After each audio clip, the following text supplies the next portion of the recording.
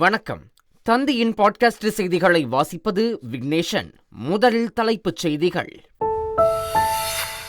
தமிழக சட்டப்பேரவையில் இன்று ஆளுநர் உரைக்கு நன்றி தெரிவிக்கும் தீர்மானத்தின் மீது விவாதம்.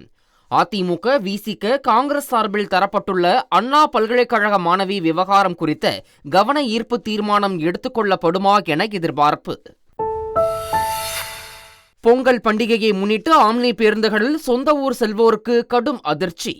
சென்னையில் இருந்து செல்வதற்கான பேருந்து கட்டணம் பன்மடங்கு உயர்வு. நெல்லை, சென்னை இடையே இயக்கப்படும் வந்தே பாரத் ரயிலில் பெட்டிகள் அதிகரிப்பு. 8 பெட்டிகளுடன் இயக்கப்பட்டு வரும் வந்தே பாரத் ரயில் வரும் 11ஆம் தேதி முதல் 16 பெட்டிகளுடன் இயக்கப்படும் என ரயில்வே அறிவிப்பு. ஒரே நாடு ஒரே தேர்தல் மசோதா தொடர்பாக முதல் ஆலோசனை கூட்டத்தை இன்று நடத்துகிறது நாடாளுமன்ற கூட்டுக்குழு.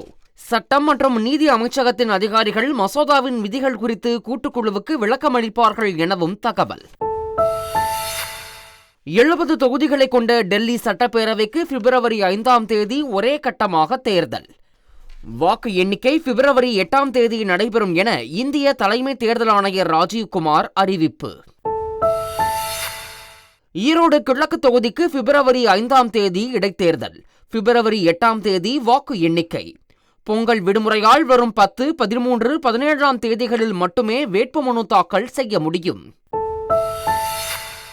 இனி விரிவான செய்திகள்.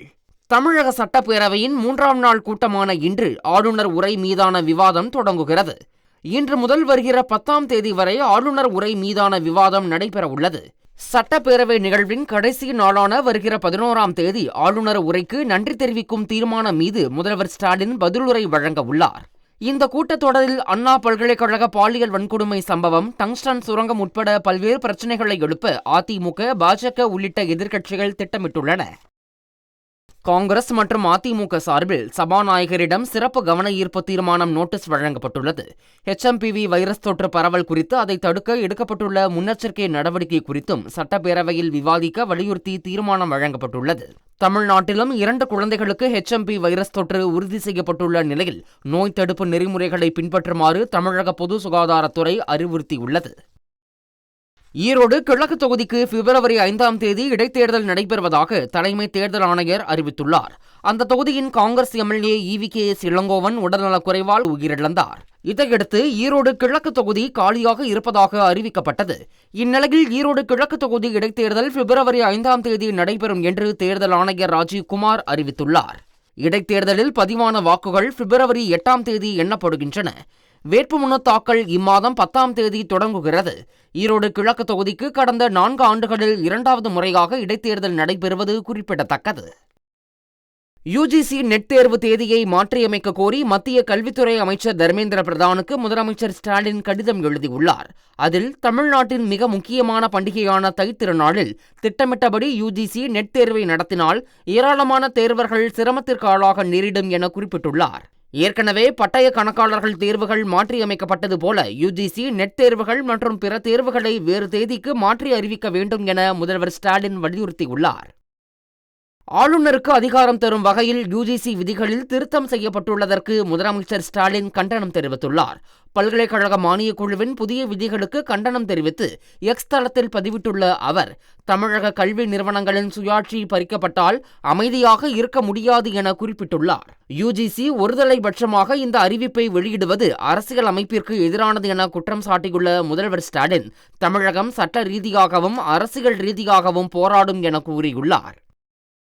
பல்கலைக்கழக மானியக் குழு விதிமுறைகளை ஏற்காத பல்கலைக்கழகங்கள் மற்றும் உயர்கல்வி நிறுவனங்களுக்கான அனுமதி ரத்து செய்யப்படும் என பல்கலைக்கழக மானியக் குழு அறிவித்துள்ளது. 21 பக்க வரைவு அறிக்கை மத்திய கல்வி அமைச்சகத்திடம் சமர்ப்பிக்கப்பட்டுள்ளது. பல்கலைக்கழக மானியக் குழுவின் விதிமுறைகளை, அதாவது புதிய கல்விக் கொள்கையை ஏற்காத பட்சத்தில் பல்கலைக்கழகங்கள், கல்லூரிகள் வழங்கும் பட்டங்கள் செல்லாது என்ற நிலை ஏற்படுவதோடு அவர்கள் வேலை வாய்ப்புகளும் பெற முடியாத நிலை ஏற்படும் என கூறப்படுகிறது. குழந்தையின் வளர்ச்சிக்கு தாய்ப்பால்தான் சிறந்தது என ஆளுநர் RN ரவி தெரிவித்துள்ளார். சென்னை கிண்டியில் ஆளுநர் உள்ள மாளிகையில் நடைபெற்ற புத்தக வெளியீட்டு நிகழ்ச்சியில் பேசிய அவர், தற்போதைய காலகட்டத்தில் பல வகையான உணவுப் பொருட்கள் உருவாக்கப்பட்டு விட்டதாகவும், குழந்தைக்கு கூட ஃபேரக்ஸ் எனப்படும் செயற்கை உணவு முறையை கொடுக்க தொடங்கிவிட்டார்கள் எனவும் கூறினார். HMPV வைரஸ் வீரியமிக்க வைரஸ் அல்ல என்றும் அது குறித்து கவலைப்படவோ அச்சப்படவோ தேவையில்லை என்றும் மக்கள் நல்வாழ்வுத்துறை அமைச்சர் மா. சுப்பிரமணியன் தெரிவித்தார். 3 முதல் 5, 6 நாட்கள் வரை சளி, இருமல் போன்ற சிறிய பாதிப்பு இருக்கும் என்றும் இது தானாகவே குணமடையக்கூடியது, பிரத்யேகமான சிகிச்சை இல்லை என்றும் தெரிவித்தார். இந்த நோய் பாதிப்பு இருப்பவர்கள் பொதுவெளியில் முகக்கவசம் அணிந்தால் நல்லது என்றும் அடிக்கடி கைகளை சோப்பு போட்டு கழுவ வேண்டும், தனி மனித இடைவெளியை கடைபிடிக்க வேண்டும் என்றும் அமைச்சர் மா. சுப்பிரமணியன் குறிப்பிட்டார்.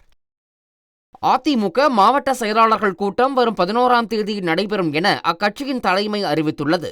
சென்னை ராயப்பேட்டையில் உள்ள அதிமுக தலைமை அலுவலகத்தில் 11ஆம் தேதி மாலை 3 மணிக்கு பொதுச் செயலாளர் எடப்பாடி பழனிசாமி தலைமையில் கூட்டம் நடைபெறும் என தெரிவிக்கப்பட்டுள்ளது. ஈரோடு கிழக்கு இடைத்தேர்தல் அறிவிக்கப்பட்டுள்ள நிலையில் அதுகுறித்து மாவட்ட செயலாளர்கள் கூட்டத்தில் ஆலோசிக்கப்படும் என தெரிகிறது. ஆளுநருக்கு எதிராக ஆளுங்கட்சியினர் போராட்டத்தை அனுமதித்து விதிமீறலில் ஈடுபட்ட சென்னை மாநகர காவல் ஆணையருக்கு எதிராக நடவடிக்கை எடுக்க உத்தரவிடக் கோரி பாமக சார்பில் சென்னை உயர்நீதிமன்றத்தில் வழக்கு தொடரப்பட்டுள்ளது. போராட்டம் நடத்த 5 நாட்களுக்கு முன் விண்ணப்பிக்க வேண்டும் என கூறி எதிர்க்கட்சியினருக்கு அனுமதி வழங்க மறுக்கும் காவல்துறையினர் எந்த கட்டுப்பாடும் இல்லாமல் விண்ணப்பம் பெறாமலேயே ஆளுங்கட்சியினர் போராட்டத்தை அனுமதித்துள்ளதாக மனுவில் குற்றம் சாட்டப்பட்டுள்ளது. டங்ஸ்டன் சுரங்கத்திற்கு எதிரான மக்கள் போராட்டத்திற்கு காவல்துறை மூலம் அனுமதி மறுக்கும் திமுக அரசு ஆளுநருக்கு எதிரான போராட்டத்தை மட்டும் நடத்துவது ஏன் என அதிமுக பொதுச் செயலாளர் எடப்பாடி பழனிசாமி கேள்வி எழுப்பியுள்ளார். இது தொடர்பாக எக்ஸ் தளத்தில் பதிவிட்டுள்ள அவர், மேலும் மக்கள் நடத்திய பேரணியை காவல்துறையை கொண்டு திமுக அரசு அடக்க முயற்சிப்பதாக தெரிவித்துள்ளார். முதலமைச்சர் ஸ்டாலினை நேரில் சந்தித்து காவல்துறை செயல்பாட்டில் மாற்றம் கொண்டுவர வலியுறுத்துவோம் என்று மார்க்சிஸ்ட் கம்யூனிஸ்ட் கட்சியின் மாநில செயலாளர் பே. சண்முகம் தெரிவித்துள்ளார். சென்னையில் செய்தியாளர்களிடம் பேசிய அவர், எந்த கட்சி போராட்டம் நடத்தினாலும் அரசு அனுமதிக்க வேண்டும் என்று வலியுறுத்தியுள்ளார். காவல்துறை தேவையற்ற காரணங்களை சொல்லி அனுமதி மறுப்பது ஏற்புடையது அல்ல எனவும் பே. சண்முகம் கூறினார். நெல்லை சென்னை இடையிலான வந்தே பாரத் ரயில் பெட்டிகள் கூடுதலாக இணைக்கப்பட்டுள்ளது. தென் தமிழகத்தின் முதல் வந்தே பாரத் ரயிலான நெல்லை சென்னை இடையே இயக்கப்படும் வந்தே பாரத் ரயில் கடந்த 2023ஆம் ஆண்டு பிரதமர் மோடியால் தொடங்கி வைக்கப்பட்டது. இது பொதுமக்கள் மத்தியில் நல்ல வரவேற்பை பெற்ற நிலையில் கூடுதலாக 8 பெட்டிகள் இணைக்கப்பட்டு வரும் 11ஆம் தேதி முதல் செயல்பாட்டிற்கு வரும் என தென்னக ரயில்வே அறிவித்துள்ளது. விழுப்புரம் பம்பை ஆற்றின் வடகரையில் சோழர் கால நாணயங்கள் கண்டெடுக்கப்பட்டுள்ளன. பெஞ்சல் புயல் வெள்ளத்தால் ஏற்பட்ட மண் அரிப்பினால் ஊரின் மேற்பரப்பில் சங்ககால வாழ்விட பகுதியின் தொல்பொருள் எச்சங்கள் வெளிப்பட்டன. இதனை விழுப்புரம் அறிஞர் அண்ணா அரசு கலைக்கல்லூரி வரலாற்றுத்துறை மாணவர்கள் சேகரித்து பேராசிரியர் ரமேஷிடம் கொடுத்தனர். அவர் வந்து ஆய்வு செய்தபோது சோழர் கால நாணயங்கள் உட்பட பல்வேறு பொருட்கள் கிடைத்தன. எனவே அந்த பகுதியில் அகழாய்வு நடத்த வேண்டும் என அவர்கள் கோரிக்கை விடுத்துள்ளனர். ஒரே நேர்கோட்டில் 4 கோள்கள் தென்படும் அரிய நிகழ்வு இம்மாதத்தில் நிகழ உள்ளது. ஒன்றுக்கும் மேற்பட்ட கிரகங்கள் பூமிக்கு இணையாக ஒரே நேர்கோட்டில் வரும் நிகழ்வை கிரகங்களின் அணிவகுப்பு என அழைக்கப்படும் நிலையில் வருகிற 17 மற்றும் 18ஆம் தேதிகளில் வெள்ளி, சனி, வியாழன், செவ்வாய் ஆகிய 4 கோள்களும் ஒரே நேர்கோட்டில் அணிவகுத்து வர உள்ளன. இந்த அரிய வானிலை நிகழ்வை அதிகாலை சமயத்தில் தொலைநோக்கி மூலமாக பார்க்கலாம் என தெரிவிக்கப்பட்டுள்ளது. 2024ஆம் ஆண்டிற்கான பெருந்தலைவர் காமராஜர் விருது தமிழ்நாடு காங்கிரஸ் கமிட்டியின் முன்னாள் தலைவர் KV தங்கபாலுவிற்கு அளிக்கப்படும் என தமிழக அரசு அறிவித்துள்ளது. ஜனவரி 15 அன்று இந்த விருதை முதலமைச்சர் ஸ்டாலின் வழங்க உள்ளார். விருது தொகையாக 2 லட்சம் ரூபாயும் 1 சவரன் தங்க பதக்கமும் வழங்கப்பட உள்ளது. ஆந்திராவில் அடர்ந்த வனப்பகுதியில் பயிரிடப்பட்டிருந்த கஞ்சா தோட்டத்தை ட்ரோன் உதவியுடன் போலீசார் கண்டுபிடித்து தீயிட்டு அழித்தனர். மத்திய அரசின் ட்ரோன் கார்ப்பரேஷன் ஆஃப் இந்தியா நிறுவனத்தின் உதவியுடன் அல்லூரி சீதாராமராஜ் மாவட்டத்தில் உள்ள பார்த்தபாடு கிராமத்தில் அடர் வனப்பகுதிக்கு இடையே 8 ஏக்கர் பரப்பளவில் பயிரிடப்பட்டிருந்த கஞ்சா தோட்டத்தை ட்ரோன்கள் மூலமாக கண்டுபிடித்த போலீசார் அதனை முழுவதுமாக அழித்தனர். தெலங்கானாவில் புஷ்பா 2 திரையரங்க சம்பவத்தில் காயமடைந்த சிறுவனை பார்க்க நடிகர் அல்லு அர்ஜுன் மருத்துவமனைக்கு சென்றார். இது தொடர்பான வழக்கில் ஜாமீனில் வெளிவந்த நடிகர் அல்லு அர்ஜுன் மருத்துவமனைக்கு செல்ல போலீசார் முதலில் மறுப்பு தெரிவித்த நிலையில் பின்பு நிபந்தனையுடன் அனுமதி அளித்தனர். இதையடுத்து சிகிச்சை பெற்று வரும் சிறுவனை பார்க்க மருத்துவமனைக்கு சென்ற அல்லு அர்ஜுன் அவரது குடும்பத்தினரை சந்தித்து ஆறுதல் தெரிவித்தார். டெல்லியில் பிப்ரவரி 5ஆம் தேதி ஒரே கட்டமாக தேர்தல் நடைபெறும் என்று தேர்தல் ஆணையர் ராஜீவ்குமார் அறிவித்துள்ளார். டெல்லியில் செய்தியாளர்களிடம் பேசிய அவர் வரும் 5ஆம் தேதி ஒரே கட்டமாக தேர்தல் நடைபெறும் என அறிவித்துள்ளார். சட்டப்பேரவை தேர்தலுக்கான வேட்புமனு தாக்கல் ஜனவரி 10ஆம் தேதி தொடங்கி 17ஆம் தேதி நிறைவடையும் என்றும் கூறியுள்ளார். தேர்தலில் பதிவாகும் வாக்குகள் பிப்ரவரி 8ஆம் தேதி எண்ணப்பட்டு முடிவுகள் அறிவிக்கப்படும் என்றும் தேர்தல் ஆணையர் ராஜீவ்குமார் அறிவித்துள்ளார். டெல்லியில் பிரதமர் மோடியை மைக்ரோசாப்ட் நிறுவனத்தின் தலைமை செயல் அதிகாரி சத்யா நாதல்லா சந்தித்து பேசினார். தகவல் தொழில்நுட்பம், புத்தாக்கம், செயற்கை நுண்ணறிவு உள்ளிட்ட பல்வேறு விவகாரங்கள் குறித்து உரையாடினார். செயற்கை நுண்ணறிவு தொழில்நுட்பத்தை இந்தியாவில் விரிவுபடுத்த பிரதமர் மோடி எடுத்து வரும் முன்னெடுப்புகளுக்கு நன்றியையும் பாராட்டுதலையும் தெரிவித்து எக்ஸ் தளத்தில் பதிவிட்டுள்ளார். இதற்கு பதிலளித்துள்ள பிரதமர் மோடி, இந்தியாவில் மைக்ரோசாப்ட் நிறுவனத்தின் புதிய முதலீடுகள் மற்றும் விரிவாக்க திட்டங்கள் குறித்து மகிழ்ச்சி தெரிவித்துள்ளார். மின்னணு வாக்குப்பதிவு இயந்திரம் மற்றும் வாக்குப்பதிவு சதவீதத்தில் முறைகேடுகள் நடக்க சாத்தியமே இல்லை என்று தலைமை தேர்தல் ஆணையர் ராஜீவ்குமார் திட்டவட்டமாக மறுத்துள்ளார். டெல்லியில் செய்தியாளர்களிடம் பேசிய அவர், இவிஎம்மில் நம்பகத்தன்மை இல்லாமை அல்லது குறைபாடுகள் இருப்பதற்கான ஆதாரம் எதுவும் இல்லை என்றும், பல்வேறு உயர்நீதிமன்ற மற்றும் உச்சநீதிமன்ற தீர்ப்புகள் இதனை பலமுறை உறுதி செய்துள்ளதாகவும் கூறினார். வாக்கு எண்ணிக்கைக்கு மிக பாதுகாப்பான சாதனமாக மின்னணு வாக்குப்பதிவு இயந்திரங்கள் திகழ்கிறது என்றும் ஆணையர் ராஜீவ்குமார் திட்டவட்டமாக தெரிவித்துள்ளார். தன்பால் திருமணத்திற்கு சிறப்பு திருமண சட்டத்தின் கீழ் அங்கீகாரம் அளிக்க மறுத்த தீர்ப்பை மறு ஆய்வு செய்ய கோரும் மனுக்களை உச்சநீதிமன்றம் வியாழக்கிழமை விசாரிக்கிறது.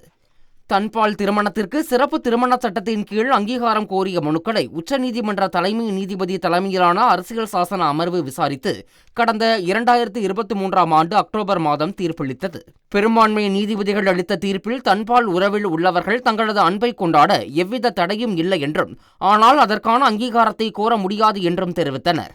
இந்த தீர்ப்பை மறு ஆய்வு செய்ய கோரும் மனுக்களை உச்சநீதிமன்ற அரசியல் சாசன அமர்வு வரும் வியாழக்கிழமை விசாரிக்கிறது. பஞ்சாப், ஹரியானா மாநில எல்லையில் போராட்டம் நடத்தி வரும் விவசாயிகள் தங்களது கோரிக்கைகளை வலியுறுத்தி குடியரசு தினத்தன்று நாடு முழுவதும் டிராக்டர் பேரணி நடத்தப்படும் என அறிவித்துள்ளனர்.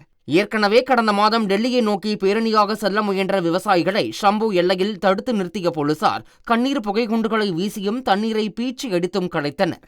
இதற்கு முன்பு கடந்த 2021இல் டெல்லியில் விவசாயிகள் நடத்திய டிராக்டர் பேரணி வன்முறையில் முடிந்ததும் குறிப்பிடத்தக்கது. துபாயில் கார் பந்தய பயிற்சியின் போது அஜித்குமார் சென்ற கார் விபத்தில் சிக்கியதாக தகவல் வெளியாகி அதிர்ச்சியை ஏற்படுத்தியுள்ளது. விரைவில் தொடங்கும் 24H துபாய் கார் பந்தயத்தில் அஜித்குமாரின் அணி களமிறங்கும் நிலையில் இதற்காக பயிற்சியில் ஈடுபடும் போது எதிர்பாராத விதமாக அஜித் ஓட்டிய கார் பயங்கர விபத்தில் சிக்கியது.